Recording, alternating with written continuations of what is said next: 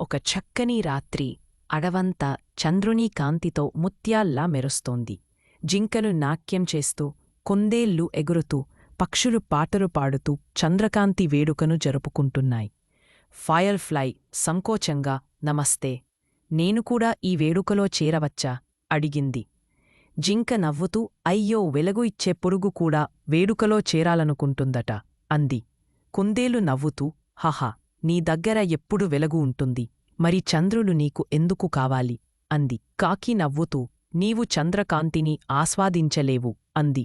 నక్క తిట్టినట్లు నవ్వుతూ నీ వెలుగు చిన్నదే, దాంతో ఏమి వెలిగించగలెవు. ఆ చిన్న ఫైర్ఫ్లై మౌనంగా బాధతో ఎగిరిపోయింది. ధైర్యంతో నిండిన ఫైర్ఫ్లై పురుగు తన విలువను నిరూపించాలని నిర్ణయించింది. ఫైర్ఫ్లై ఫ్రెండ్స్ అందరికీ తనకు జరిగిన అన్యాయం గురించి చెప్పింది.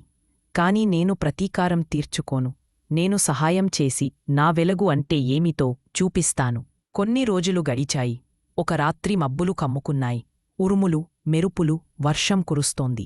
చంద్రుడు కనబడక అడవంతా చీకటిలో మునిగిపోయింది. పక్షులు మరియు జంతువులు భయంతో వణికిపోతున్నాయి.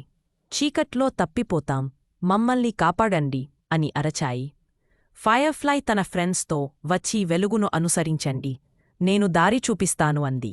పక్షులు మరియు జంతువులు సురక్షితమైన స్థలంకి చేరుకున్నాయి. పక్షులు మరియు జంతువులు ఫైర్ఫ్లైకి సారీ చెప్పాయి. జింక సిగ్గుతో నీ చిన్న వెలుగు మా అందరినీ కాపాడింది, థాంక్యూ అంది. ఫైర్ఫ్లై నవ్వుతూ వెల్కమ్ అంది. ఈ కథ నీతి: ఒకరి ప్రతిభను నిరుత్సాహపరచవద్దు, అనగదొక్కవద్దు. వారి ప్రతిభ ఒకరోజు నీకు, ప్రపంచనీకి అవసరం కావచ్చు. Moral: never suppress or discourage someone's talent. Their talent might be one day guide you and the world.